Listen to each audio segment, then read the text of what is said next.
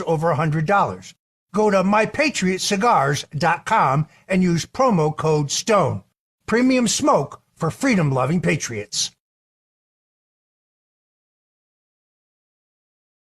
The Stone Zone with legendary Republican strategist and political icon and pundit Roger Stone. Stone has served as a senior campaign aide to 3 Republican presidents. He is a New York Times best-selling author and a longtime friend and advisor of President Donald Trump. Stone. As an outspoken libertarian, Stone has appeared on thousands of broadcasts, spoken at countless venues, and lectured before the prestigious Oxford Political Union and the Cambridge Union Society. Due to his 4+ decades in the political and cultural arena, Stone has become a pop culture icon. And now, here's your host, Roger Stone. Welcome. I'm Roger Stone, and yes, you are back in the Stone Zone. We have an extraordinary program for you today because we will be joined by historian, author, businessman, columnist, and citizen of the world, Lord Conrad Black. Lord Black has written 2 award-winning biographies, one of Franklin Delano Roosevelt, also one of Richard Nixon. He's also written an extraordinary book on Donald Trump. I'm very anxious to get his current viewpoint on both American and Canadian politics and the world situation. So this is going to be a very important interview. I'm very honored to have him. So stay tuned for that. To join me now for a quick roundup of the political events overnight is independent journalist with Liberty Forward, my good friend Troy Smith. Roger, it's an honor to be here. On top of the news last night that Alejandro Mayorkas, the DHS secretary, was impeached by the House, a vote of 214 to 213. Interested to hear your thoughts right off the bat on that. Well, I think the Speaker Johnson is redeemed in 2 folds. One, the courageous act of refusing to pass a $92 million appropriation for Israel, Taiwan, and Ukraine, because it is not tied to any action to seal our border. That's an act of courage. And now, finally, the House has impeached Mr. Mayorkas, which I think we both recognize, while the odds of his conviction in the Senate are very slim, this is an important symbolic act. The Democrats knew when they impeached Donald Trump that they were not going to get a conviction in the Senate, although with their handmaidens in the fake news media, they certainly tried. And I think it is unlikely, I think you need 2/3 actually, to impeach Mayorkas in the Senate. This is, I think, an important symbol of the complete failure of his policies and the lies he has told the American people. Because as you know, Troy, he has insisted for months that despite what we see with our own eyes or the statistics that demonstrate the horrific impact of his policies on the country in terms of fentanyl abuse, the crime epidemic, and the hemorrhaging of our cities and counties and states who seek to pay for the social welfare costs of the illegals, that our border was secure.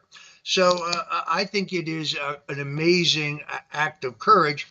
Here's Congresswoman Sheila Jackson of Texas for a little comic relief. Tonight, we did a foolish thing, and that is to pass an impeachment of a very qualified and effective Secretary of Homeland Security. Do your job, Mr. Secretary. Do not be impacted, Secretary Mayorkas, by this false attempt to diminish you. Help us as we work toward making the border safe. I correct myself, Congresswoman Sheila Jackson Lee. I'm not sure exactly what planet she lives on to call Mr. Mayorkas effective. One of the things I find most objectionable about Secretary Mayorkas is we learned yesterday that he personally is the official who rejected the request for Robert F. Kennedy Jr. for Secret Service protection. Now, I am not a supporter of Mr. Kennedy. I'm not an advisor of Mr. Kennedy, despite what a number of demented people on the internet may say. Met the man once in my life. I like a few of his public positions. He has other positions I vehemently disagree with. However, I do think, not only given the history of having both an uncle and a father gunned down in public service, and the exceptional number of threats that Mr. Kennedy says he has received, plus an incident at one of his public events in which a man was actually apprehended wearing a fake badge and who was armed. What we don't need is the murder of a presidential candidate. But Mr. Mayorkas, despite the fact that Mr. Kennedy qualifies in every legal sense, he is a legal candidate for president. He has reached the threshold of funds to be considered such. He is eligible under federal law for Secret Service protection, but this administration fails to give it to him, I think, for two reasons. One, because they know that it places an extraordinary financial burden on his campaign that must pay to keep him safe. But also, secondarily, in some demented sense, I think that they believe it connotes a certain seriousness or viability to his candidacy. Once again, I'm not a supporter of Mr. Kennedy, but I do pray for his safety, as I pray for the safety of President Biden, as I pray for the safety of Donald Trump and his family. I lived through the Kennedy assassination, both of them, as well as the assassination of Dr. Martin Luther King. We do not need that or want that in America today. Troy, you did some digging on those who voted against the impeachment of Mr. Mayorkas. What did you learn? Well, Roger, it's really important to remember that, you look at Mike Johnson and you look at kind of what he's accused of being, and that is being a supporter of the America First agenda. And if you listen to the Democrats, that's exactly what they say. And we saw 214 Republicans side with him yesterday in deciding to impeach Alejandro Mayorkas. Now, there were three Republicans who didn't go along with it: Tom McClintock, Ken Buck, and Mike Gallagher. And digging into the campaign finance data of these individuals, I found some pretty alarming stuff, and we have some of it we're going to put up here. Richard Uihlein, who is a huge donor in Republican circles, and even has some questionable donations. I think you look at his donations to Ron DeSantis. I want them to put up Ron DeSantis's donations from Uihlein. He's put $1.5 million into Never Back Down going into the 2024 election, Roger. So you have to ask yourself, Ken Buck, who's supported by this Richard Uihlein, who's one of his top donors, just happens to have connections to Ron DeSantis to the tune of $1.5 million. And also looking at some of the other people like McClintock, we had a video of him defending Kevin McCarthy, and going into Mike Gallagher, we saw tremendous donors that supported Protect the House. Now, this is all detailed in my report on launchliberty.com that people can check out. But the main problem here is, Roger, that we have Republican establishment donors supporting these candidates who just these congressmen who just happen to vote against Mayorkas, or with the Democrats to vote against the impeachment of Mayorkas. It shows that there is a definitive Trump element, America First element to the Republican Party, but there are still these nefarious donors who will try to sink things like the impeachment of Mayorkas that stand to benefit the America First agenda. And I think it's important for people to understand how this money works, who is behind these things. And the fact that DeSantis and McCarthy are very closely linked to some of the top donors of all of these people who voted against the impeachment, I think says a lot. It's very interesting that you say that. Last night, I was on with Laura Loomer on her Rumble-based program, Laura Loomer Unleashed, or I guess Loomer Unleashed. We started at 10 o'clock. At 11:30, we were still talking. I was pretty much punch drunk, but it was a great political discussion. And we highlighted the fact that not only is Nikki Haley staying in this race long past the period in which she has any reasonable prospect to be nominated, but Ron DeSantis has never actually endorsed Donald Trump. Endorsed as in, I support Donald Trump, I urge people to vote for Donald Trump. What he said was he conceded, rather bitterly, that a majority of Republican primary voters, and indeed Republicans, favor the renomination of Donald Trump.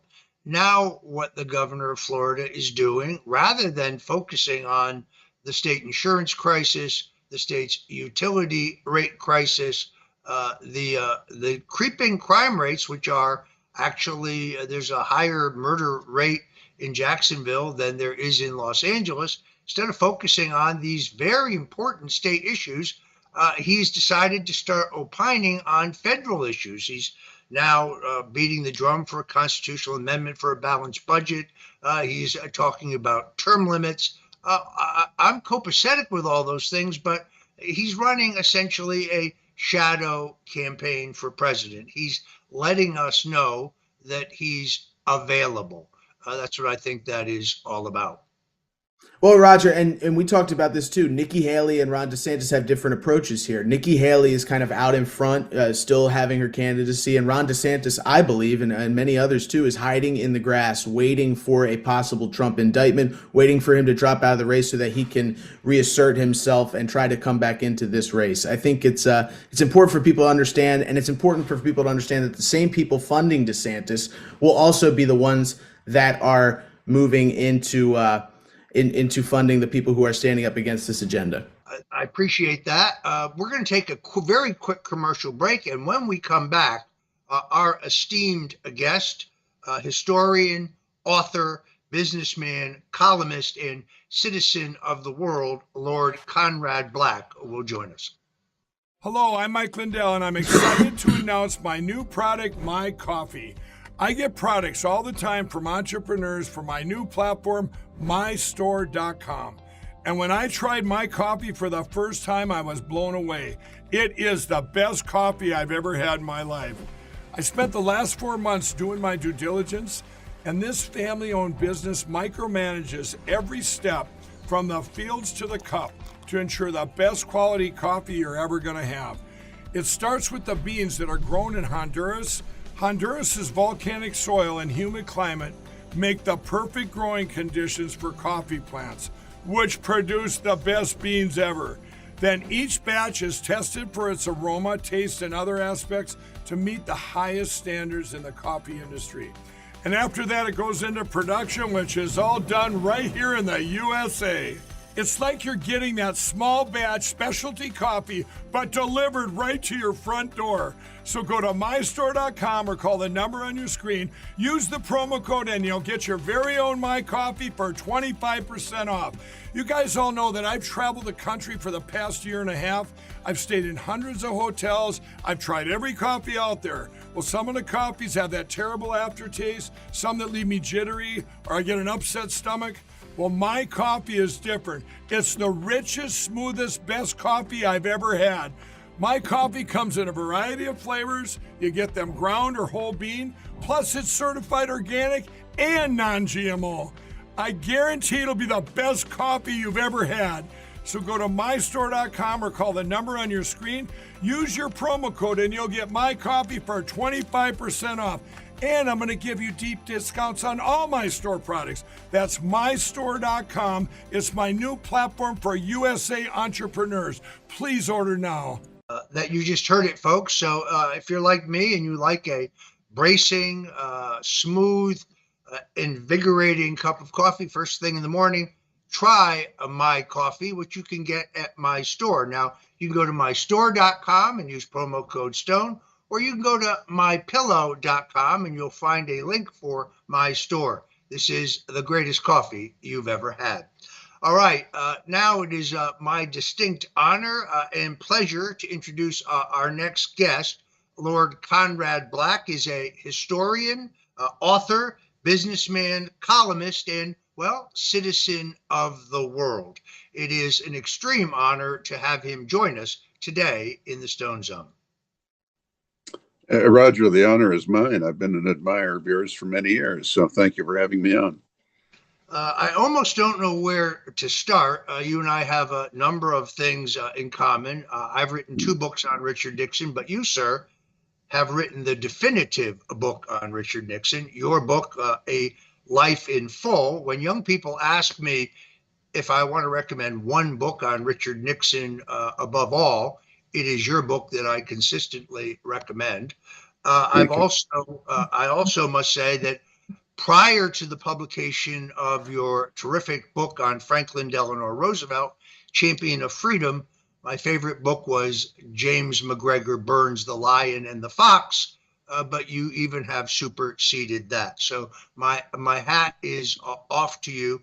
I'm kind of like you, that rare conservative who has an appreciation for FDR. Some of my friends give me a lot of crap about it, but so be it. He was a great leader. So here's a good place to start, Lord Black. The breaking news today that the United States intelligence agencies, principally the Central Intelligence Agency, was involved with British intelligence in essentially spying on 26 associates of President Donald Trump. I am among them. The New York Times reported on January 20th of 2017, the very day of President Trump's inauguration, that I was one of three individuals under surveillance for my contacts with the Russians, with whom I had no contacts. The New York Times has never retracted that. The government vehemently denied it in discovery. Parts of this we knew, parts of it had been speculated about. What is your assessment of these new developments? Well, I think it's all part of this process. And by the way, I defer to you. You've been in the front lines of that, but of this. It's like James Joyce's description of the confession, and Portrait of the Artist as a Young Man. The details of the politicization of the intelligence services and the FBI and other parts of the Justice Department, in Joyce's phrase, oozes out sluggish and filthy. We get a little more of it all the time. And the sooner it's all out there, we know all of it, the better. I mean, these are just chapters in the lengthening book, What Not to Do and What Not to Tolerate Happening Ever Again to anybody, any party. And it's a shocking story. And it is, I'm sure, even more galling to you than it is to me to have so much of the media consumed with discussions of President Trump's ethics and the legality of his actions when his opponents have assaulted the Constitution.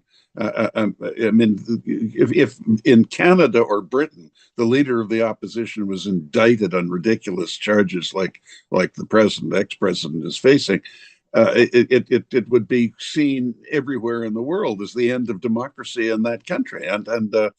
It's shocking, except we're beyond being shocked, especially you and anyone who saw the miniature reenactment of the Normandy landings conducted at your house in Fort Lauderdale, I believe, would know that the whole thing is just completely out of control. And I mean, it seems to have abated somewhat, but that is an Augean stable that the next president is going to have to clean out.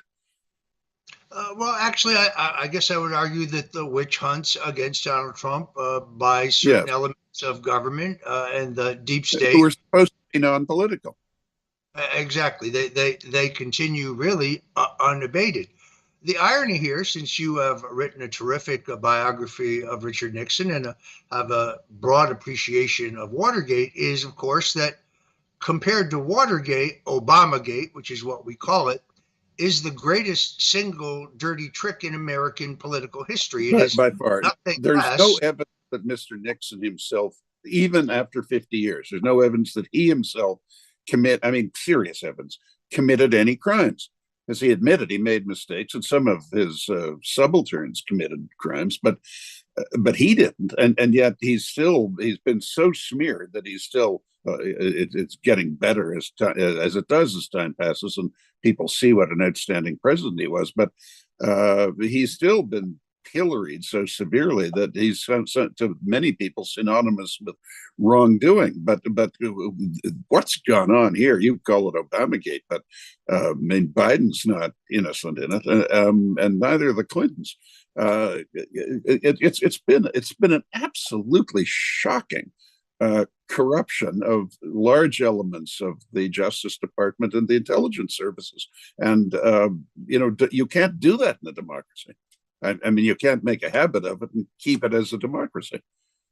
Well, in this particular case, it's pretty clear to me that Barack Obama and Joe Biden, who was in the room, and their FBI director, their CIA director, their national security advisor, and others were engaged in nothing less than an abuse of power in which they used the full legal authority of the United States and the extraordinary capabilities of our intelligence agencies, using what they knew was completely fabricated evidence, the Steele dossier, and a false claim that the Russians had performed an online hack of the Democratic National Committee to justify and rationalize an illegal and illicit effort to remove a duly elected president.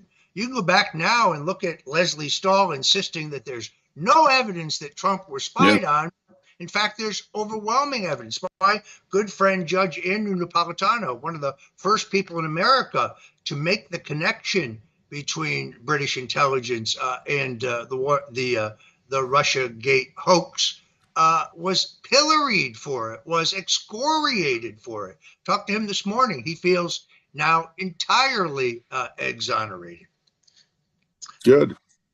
No, yeah, look, you're absolutely right. I mean, even things that aren't technically illegal, but James Clapper padding around the entire world on the overpaid lecture circuit, announcing as a matter of fact, like saying, Washington is the capital of the United States, that Donald Trump was an intelligence asset. The then sitting president of the country was an intelligence asset of Russia.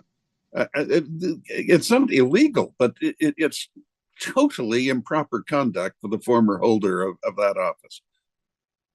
Well, and again, the two-tier justice system works. So Mr. Clapper, as you know, lied to Congress under oath about whether we indeed had a program to track the metadata of Americans. Michael Hayden, also in the national security apparatus, also perjured himself. Of course, neither one of these men were prosecuted. John Brennan did too. Brennan, it's scandalous. So look, Comey, and again, we're reciting to each other things that we know well, and you better than I, and most of your listeners would know it as well. But James Comey, I believe, said 245 times under oath, I don't recall, about things that happened in his term as director of the FBI. And these were matters not from 50 years ago, from a few months before. And he didn't recall any of it. I mean, where was the media attention to that?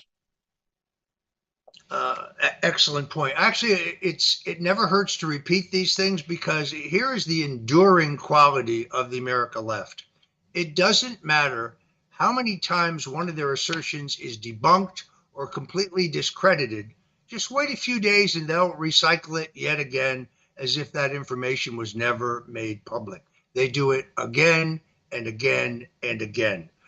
It's extraordinarily annoying.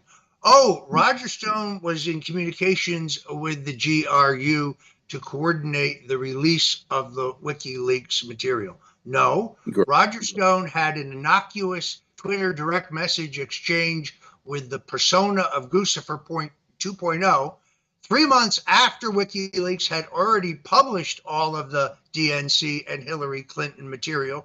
And the content of that exchange, which was extremely limited, is entirely benign. But you won't find that reported by the New York Times or the Washington Post or any of the other legacy media. Let's talk for a moment about Canada. I have many friends in Canada, many patriots in Canada, many believers in liberty. They are, I think, pretty downhearted about the current authoritarian regime in power in Canada. Is there hope for Canada? Yes, great hope. All the polls indicate that the opposition will win the next election, which will be next year. The political tradition in Canada has been the Liberals win more elections than the Conservatives because of their historically superior position in Quebec. But every at the worst, every 4 or 5 elections, the Conservatives come in, and laterally when they've come in, they've stayed for at least a couple of terms. Brad Mulroney did, and Stephen Harper did. And the last, I'm giving you more detail than you or your listeners want, but the last Canadian leader who won 4 consecutive elections was Wilfrid Laurier, and that was more than a century ago. And this man, Justin Trudeau, he's a very nice guy. I've known him since he was a little boy because I knew his father quite well. But he's a perfectly nice person. But he's not, in the opinion of most Canadians, he's not a competent prime minister. And if he stands for a 4th term, he's not going to get it. And your assessment of the leader of the opposition, Mr. Poilievre? Excellent. I've known him a long time. He's a young man, but he's a 6th-term MP. He came in his early 20s. I've known him all that time. I think he will be an absolutely outstanding prime minister. I think if your voters come to their senses this November and ours come to their senses next year, we'll have good government throughout North America, north of Mexico. I watched a terrific interview with him while he was munching on an apple, and he completely demolished some antagonistic reporter. It was one of the greatest things I've ever seen. I don't know him well, but his skill as a communicator was really extraordinary. Roger, what he's going to do is he's going to sell conservatism. I mean, everything's to scale, but a little bit the way Thatcher and Reagan did. Instead of saying, as the Conservatives have often done in the past in this country, well, we'll do pretty much the same as the Liberals, but we'll do it better. If people want liberals, they'll get real liberals and not pretend liberals. He's going to sell conservatism as liberty, more liberty for you, and particularly more liberty to do what you want with the money you earn. It'll sell, it'll work, and it'll be a seismic change in the politics of this country. I pray that you are right. Otherwise, it appears to me like Canada is on a completely authoritarian track. I mean, the idea that those involved in peaceful protest against the vaccination have their banking cut off or are harassed by the government. It's scandalous, but have you followed the latest court hearings on that have produced the judgment that the prime minister was unjustified in invoking the Emergencies Act. So in Canada, the judiciary has set things right. They haven't abdicated the way, if you don't mind me saying so, the judiciary did in the United States over the unconstitutional changes to the voting and vote counting methods in the last election. They just wouldn't hear the cases. But here we finally got into a serious court, and the government has been rebuked, and it's a severe embarrassment for it. Troy, do you have a question for Lord Black? Yes, absolutely. So we hear so much about Canada's connection with China and that relationship. I'd like you to speak on that real quickly, and Trudeau's kind of welcoming in China. There's even been reports that Chinese military are training inside of Canada, and I'd like you to speak on that.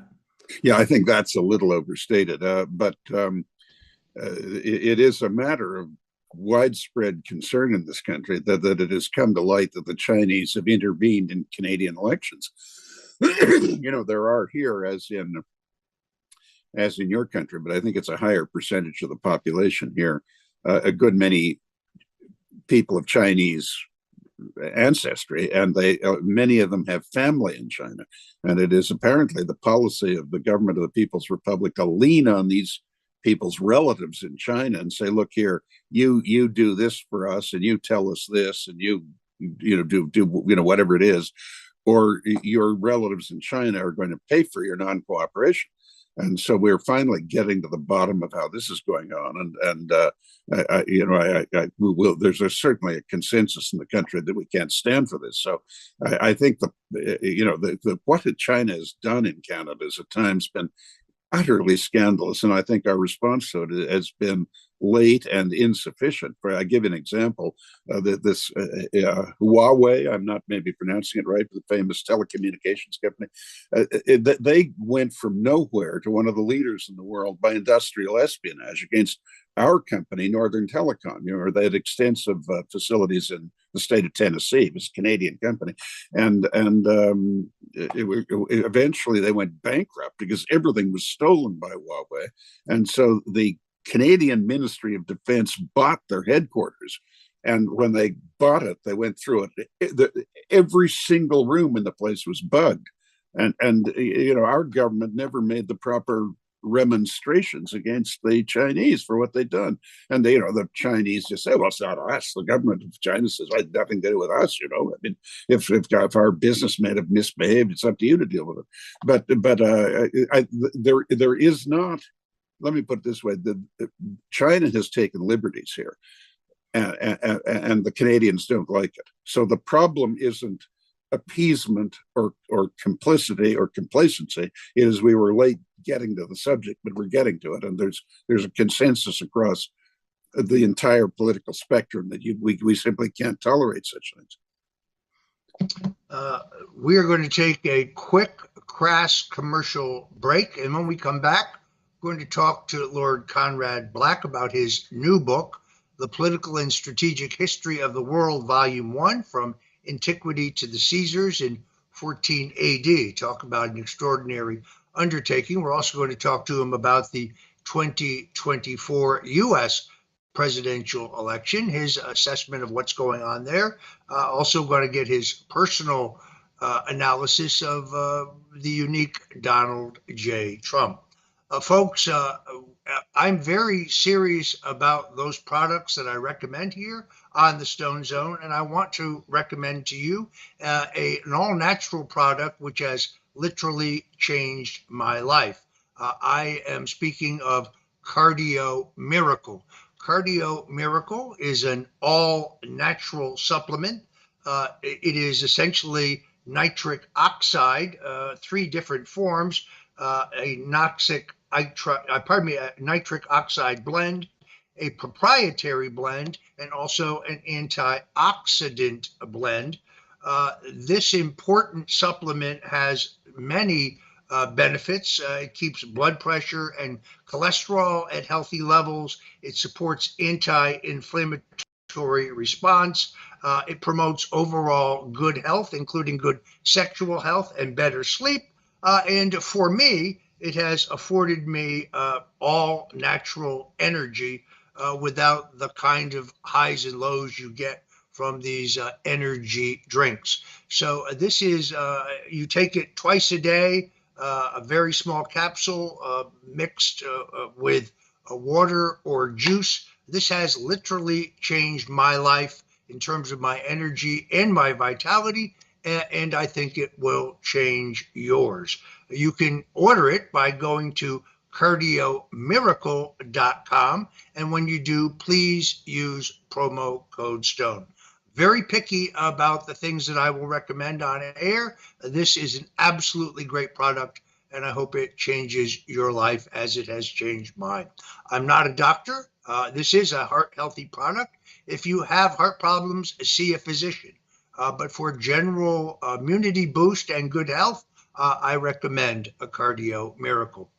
Returning now with Lord Conrad Black, a financier, a historian, author, businessman, columnist, truly citizen of the world. It is a great honor to have us back in the Stone Zone. Lord Black, tell me your assessment of the 2024 presidential race going on here in the country, specifically reaction to this bombshell report by Joe Biden's own Justice Department. No, not by some group of Republicans, but his own Justice Department, that he is essentially suffering from cognitive decline, and therefore he cannot stand trial for what they confirm was the willful and illegal retention of certain top secret and classified documents that, as vice president, he was actually never entitled to have to begin with. I don't want to be flippant here. Obviously, we're talking about terribly important and complicated things, but basically, I think it will ultimately be one of the, and seen to be one of the great positive watersheds in the development of American democracy, that more people in the country are scandalized at the corruption that we were speaking of earlier, of the politicization of the justice system and the intelligence agencies, than are offended by the vagaries of President Trump's personality. And I think in the end, you'll have Trump reelected, and not in as close a race as many people seem to think, because a good many people who have some reservations about him, or at least a lack of enthusiasm for him, are seriously outraged at the liberties the Democrats have taken with the supposedly non-political justice system and intelligence services. And on this latest revelation about the condition of the current president, it seems to me that this is another indication that the powers that be within the Democratic Party, the elders of that party, are in full panic mode, and in order to ease the president into the view that he really should stand aside and not seek re-election, they're even sabotaging their own technique of these spurious indictments of Trump, because the conclusion that you described from Mr. Hur, the special prosecutor for Biden, and the document retention issue has it seems to me, made it a lot easier for President Trump to explain that the indictment of him and the same subject was, is not something that is justified. And the Democrats, it looks to me like the powers that be in that party are really resorting to extraordinary measures to try and convince President Biden that he should not seek re-election. But if they think they're going to parachute Newsom in, with Michelle Obama or Gretchen Whitmer, I think they're underestimating the degree to which the country will expect the Democratic Party to pay for the shambles that they've made of government in the last 3 years. Yeah, Biden is nothing if not stubborn, and his wife very clearly likes her position, even though I think she's often wearing the tablecloth or kitchen curtains. I'm not sure from where she makes up her wardrobe, but they very much like the position. Joe Biden has always been delusional about the fact that he's some kind of Kennedy. You saw it in his press conference. He's a very angry man. First of all, he's always been that way. It's interesting because, I don't know, maybe a year and a half ago, Senator Lindsey Graham actually mused that, well, even if you don't like his politics, you have to admit that Joe Biden's a nice guy. I actually know a number of people who know him. I know a number of Democrats who serve with him in the U.S. Senate. Not a single one would describe him as a nice guy. Most would describe him as a sanctimonious prick, as a matter of fact. But you saw how he gets his back up. I mean, he actually believes that he's the most qualified person in the country to be president, that he's doing a great. Who else could have done the things that I've done? Like what? Record inflation? The country on the cusp of World War III in at least 2 theaters now. These unemployment numbers are entirely cooked. They're not real. Millions and millions of illegal entrants. No, I mean, he said in that press conference, he said, I put the country back in its feet. What is he talking about? Skyrocketing crime rate, 8 million or so illegal migrants, chaos in the world. I mean, that debacle in Afghanistan. And as you say, the economic performance is such that almost nobody in the country is as well off today as they were 3 years ago. I mean, is that putting the country back in its feet? I would have thought not. Developments today out of the House Oversight Committee, where Hunter Biden's former business partner Bobulinski has testified behind closed doors that the 10% earmarked for the big guy is in fact Joe Biden. The media here tries to continue to pretend, well, Hunter may have problems, maybe they involve brother Jimmy, but that, of course, has nothing to do with Joe Biden. I'm a little perplexed at House Republicans whose margin is dwindling as we speak. They dropped a by-election, a special election yesterday, where they nominated a woman who is both not a registered Republican and not a supporter of Donald Trump. And they got the country club Republican vote out for her. But the poll showed that in the same district, if Biden and Trump were rematched, Trump would have won. It's a Long Island, New York district. But the candidate we nominated, instead of embracing the titular and overwhelmingly popular head of the party, ran from him, wouldn't even say that she voted for him. And then the party leaders wonder why we lost that election. Again, just what we've seen in the House Oversight Committee hearings and what they have produced publicly, there's more than enough evidence to bring articles of impeachment against Joe Biden. There's certainly more than there ever was to justify the 2 impeachments of Donald Trump. Now, while I'm very happy that the Speaker is not going to approve this massive spending bill for Israel, Ukraine, and Israel, because it doesn't meet his criteria of doing something meaningful about border security, and the symbolic act of impeaching Mayorkas. It just seems to me, despite the fact that it's unlikely you would get a conviction, I do not understand why Joe Biden is not being held to the same standard as Donald Trump. Speaking of Donald Trump, you know him. You've known him for a long time. You wrote a terrific book about him. I've known him for 45 years. I have a very hard time explaining him to people or trying to get people to see the real Donald Trump. Your observations on this unique human being? I've known him about 25 years, and I would say, let me offer you this thought. I think that he achieved more prior to being inaugurated president than any other holder in history of that office, except those who contributed vitally to the founding of the country and its institutions, who would be Washington, Jefferson, and Madison, and those who successfully commanded great armies in just wars. That would be Grant and Eisenhower. So next to them, and perhaps Herbert Hoover for the aid work he conducted in Europe at the end of the First World War and building a worldwide engineering firm. Apart from those people, Donald Trump achieved more before he was inaugurated president than anybody else.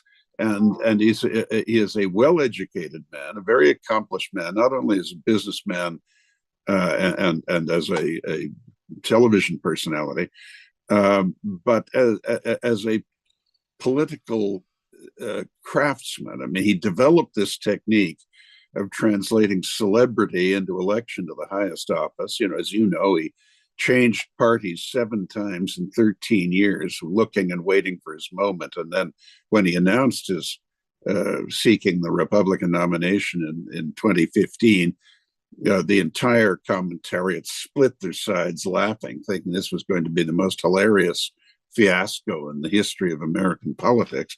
And of course, he was elected. He is a historical phenomenon, and he is a remarkably talented person. Now, I accept that there are certain infelicities to his public personality for that office, but in fact, he was an excellent president, particularly given the completely unprecedented spurious harassments he was subjected to, the nonsense about collusion with Russia, complete fiction, as we know now, and the 2 ludicrous impeachments. And despite that, he was, as anyone can see in contrasting the United States today with what it was when he was president, he was a very, very successful president. And I think he will very likely be back as president and unlike any other president in the history of the country who has had 2 terms. I think his second term will be more successful than his first. And so I personally, as you know, he's a delightful man. He's a loyal friend, fine raconteur, and very entertaining person to have dinner with, and so on. But I mean, as a statesman, he's a very considerable figure, and he's been systematically underestimated. But not, in my opinion, by the public. I think, despite the tremendous biases towards and in favor of the left in the media, the entertainment world, Wall Street, Silicon Valley, everybody, frankly, except the people. He clearly is a man of outstanding ability, and I think his time is coming around again, and I hope it is. We have about 10 more minutes, and we'll get you out the door. Very much appreciate your coming into the Stone Zone today. I often say that people just really don't understand how extraordinarily tough Donald Trump is. Now, I worked for Richard Nixon, a very tough customer, a guy who clawed himself back from political oblivion to the greatest comeback in American political history, a man who survived Watergate to reemerge as a statesman, advising both Republican and Democratic presidents after him on the fine points of foreign policy. I was watching the long interview, which I thought was quite excellent, with my friend Tucker Carlson, with Vladimir Putin. And I thought about how Richard Nixon would have immediately recognized the lost opportunities for peace under the neocons. Trump is tougher than Nixon. I also worked for Senator Bob Dole as his assistant in the U.S. Senate for 2 years. One of the greatest men of the 20th century, would have been a great president.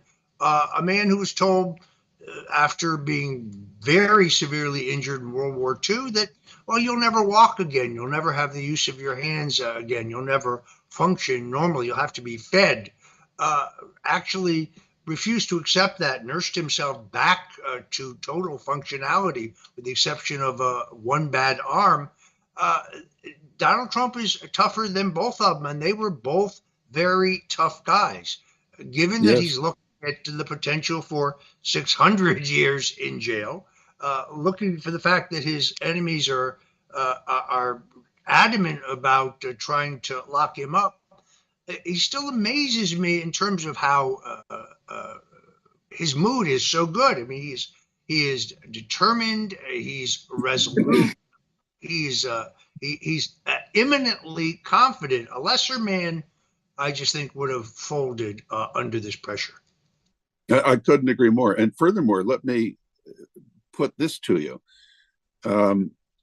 the Trump that the Trump haters hate isn't there anymore. I mean, that was never the real Trump anyway. But this conception of him as a braggart and a bully and a blowhard and so on, which was unjust and was magnified by his opponents. But it must be said that at times he made it easy for them. That isn't the Trump who's there now. I mean, he like all of us, and you always get better at something the more you do it. And very few of his public comments have to be walked back now. And they try and pounce some things like this business in South Carolina about NATO and so on. But basically, he's been quite judicious. But apart from that, even though he's an ex-president and a billionaire, he is an underdog. And the majority of the people can see that he is fighting to protect his reputation, defend himself from utterly scurrilous charges that are politically motivated, and are in themselves a dangerous corruption of the justice system. And so he is actually a natural candidate for admiration. And I don't think the Trump haters realize that their entire position is being constantly eroded every day by their own misconduct and their abuse of the system. And I think Trump is becoming naturally a much more popular person than he was even when he was elected president. And so I want, Roger, if you would, you tell me, am I dreaming here, or is Trump's status with the great mass of reasonable, fair-minded, reflective Americans who every 4 years decide what they want to do in the presidential election, is his status not growing all the time for those reasons, or am I dreaming? No, I think you're absolutely right. It's not only reflected in the massive amount of polling and survey research that I look at every day, but it's also reflected just in anecdotal conversations. Yeah. Ironically, the number of African Americans, woman who is the clerk at the dry cleaner, the man who delivers water to my home, not who I think would be typical Trump supporters. I don't raise it with them, they raise it with me. So I see it both anecdotally, but I also see it scientifically. There is a recognition, first of all, that the Trump days in terms of peace and prosperity were much, much better than the chaos that we have now, and a feeling that things are, under this president particularly, totally and completely out of control. Lord Black, tell us about your new book, The Political and Strategic History of the World. This is just volume 1, From Antiquity to Caesar's 14 AD. That seems to be an extraordinary undertaking. As someone who's written 5 books, I know how difficult it was for me with a more narrow subject. This is an incredible undertaking. Tell us about it. Yeah, well, having written a strategic history of the United States and a full history of Canada, I started as a biographer. You kindly mentioned my books on Roosevelt and Nixon and Trump and some other people. I'm getting older, and I wanted a sort of magnum opus, and I recognize that if it's not a comprehensive history of the world, and it isn't. I'm not pretending it is. It's not a cultural history or a sociological history, though those factors come in, obviously. It's essentially a political history, how societies developed and how the relations between them developed. There has been an unorganized, unspoken, spontaneous, not conspiracy, but communion of view in the historical community that this was a vast subject that was, unapproachable unless you were prepared to spend 20 years reading thick volumes like some of the ones behind me in my shelf here, and that's not the case. You can put it readably and comprehensively in 3 big volumes, the whole political history of the world, and that's what I'm doing. And it's quite dense in terms of facts, but you concentrate on the important people, good and evil and in between. But that's what makes history interesting, and people make history. This idea that we just sit here and are carried along in ineluctable waves of society and technology is rubbish. I mean, it's people who make the history. And if you do that, you can make it reasonably interesting and reasonably readable. And it'll be the 3 volumes will be 30 chapters each, distinct periods and subjects.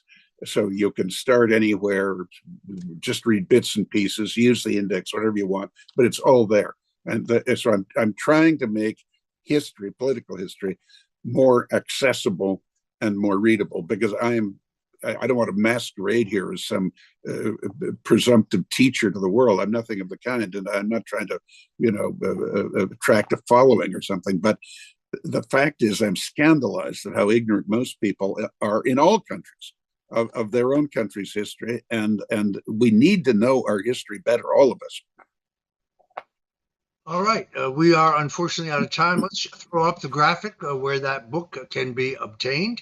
But I want to thank Lord Conrad Black for entering the Stone Zone today, and urge folks to go to his website, conradmblack.com, to learn more about his incredible work. And I want to thank you again, Lord Black, for joining us today in the Stone Zone. It has been a distinct privilege and honor. I admire you greatly, and I'm grateful that you gave us the time today. Roger, your admiration is entirely reciprocated. I'm delighted to meet you after all these years of identifying with so many of the stances you've taken, and particularly when you yourself were the victim of the vagaries of the American justice system in the hands of political opponents. So thank you for having me on, and I hope we meet again soon. Many thanks. Also, thanks to my co-host, Troy Smith of Launch Liberty today. Gentlemen, God bless you and Godspeed.